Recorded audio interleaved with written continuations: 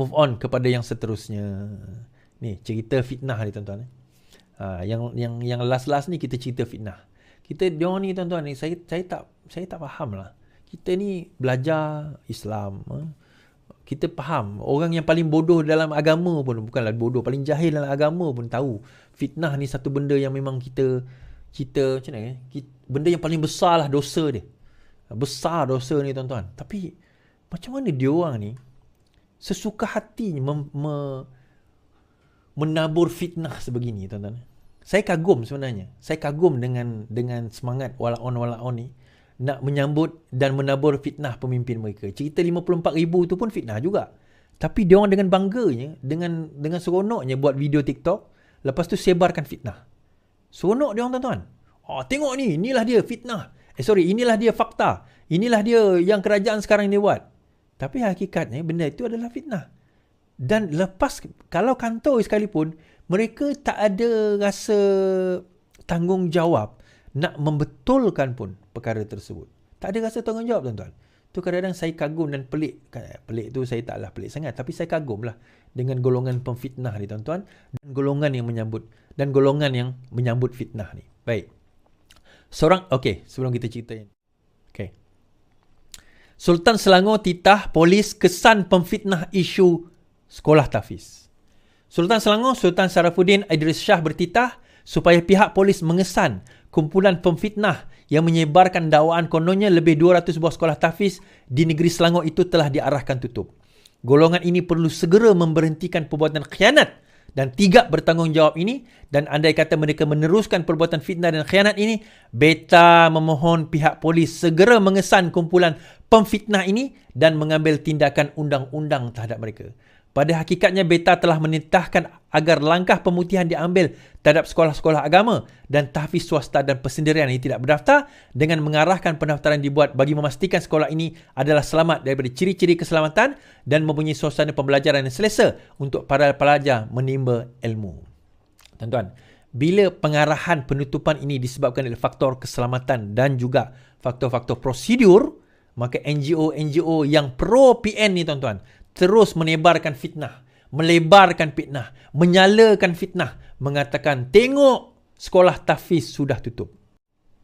Tapi apa yang mereka tak tahu, fitnah yang mereka lemparkan itu telah terkena Sultan Selangor itu sendiri.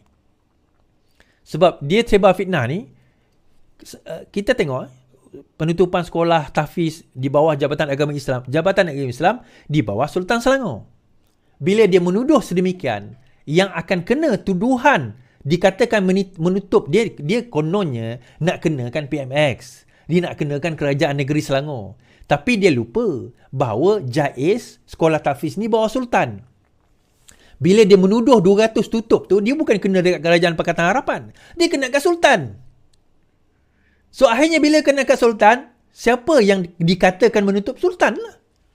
So bila Sultan dikatakan menutup, tuan-tuan, akhirnya yang dapat nama buruk, yang dapat fitnahnya siapa? Sultan.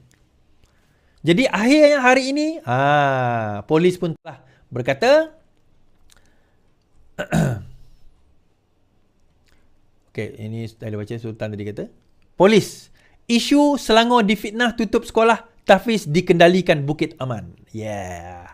Isu fitnah kononnya Selangor sedang cuba menutup sekolah tahfiz sedang disiasat oleh jenayah Bukit Aman.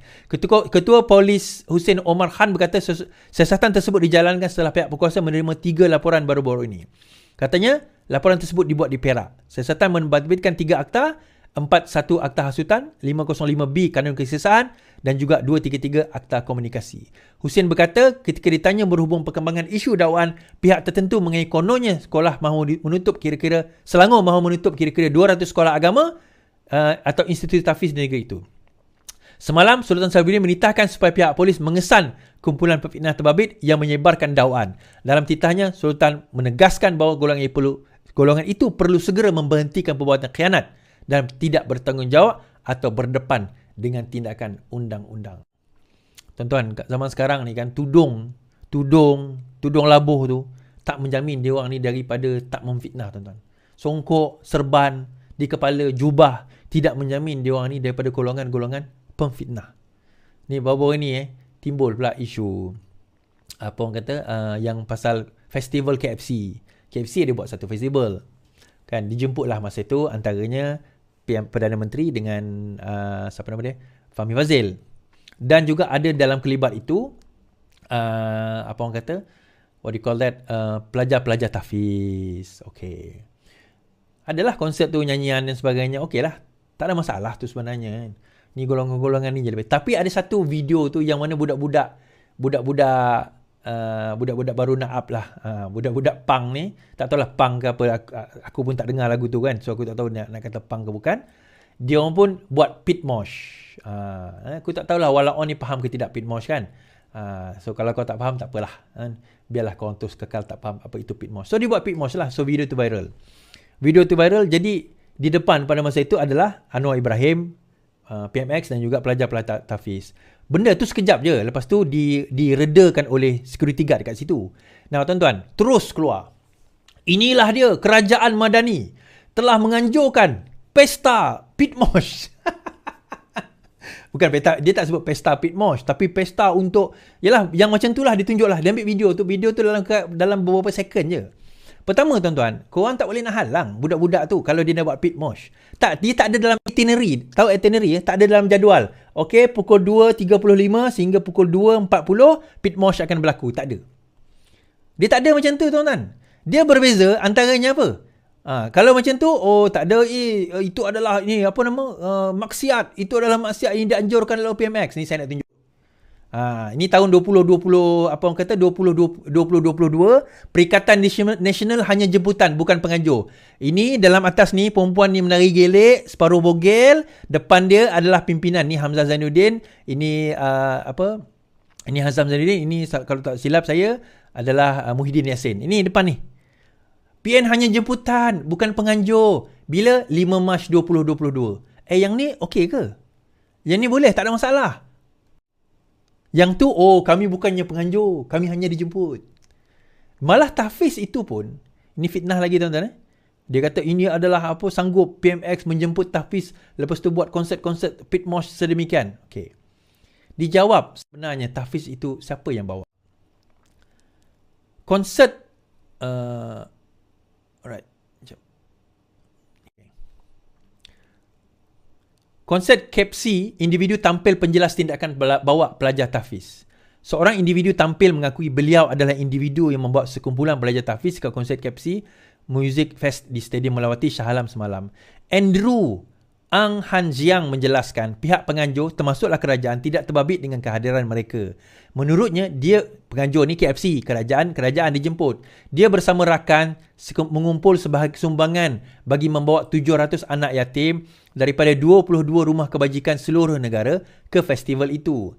Inisiatif ini sepenuhnya daripada kami ikhlas untuk memberi peluang kepada anak yatim yang kurang berkemampuan merasai pengalaman menghadiri festival itu dan kebetulan ada pula PMX. Tujuan kami ikhlas menjemput mereka memeriahkan festival yang turut menyediakan permainan kanak-kanak dan aktiviti lain serta konsert selain boleh dihadiri oleh semua masyarakat katanya. Kehadiran itu dibuat susulan tular rakan menunjukkan kehadiran pelajar tahfiz menuntut konsert di festival hiburan itu. Pertama sekali Andrew Ang Hang Jiang. Pertama sekali saya nak ucapkan terima kasih kerana saya ucapkan kerana melakukan inisiatif yang baik tersebut. Sangat baik. Terima kasih juga saya ucapkan kerana membawa anak-anak yatim dan juga anak-anak yang tidak berkemampuan atau tidak ialah dalam keadaan sedemikian hadir untuk merasai festival di dalam program inilah. Terima kasih saya ucapkan. Tak apalah Adri, dia orang nak maki, dia orang nak kata macam-macam. Yalah, kita pun bukan tahu benda tu akan jadi pit mosh kan. Bukannya kita Tuhan boleh mengamalkan dah dia nak buat benda tu jadi macam tu. Tapi terima kasih saya ucapkan. Lantaklah apa orang nak kata. Thank you very much Andri. Right, tu je saya nak cakap. Yang lain lantak depa lah. Dia nak kata macam mana pun, dia orang sendiri tak mampu buat apa yang kamu buat. Islam, dia orang pun tak mampu nak bawa benda ini. Apa yang dia mampu buat tuan-tuan? Apa yang dia mampu buat? Dia mampu buat dia fitnah je.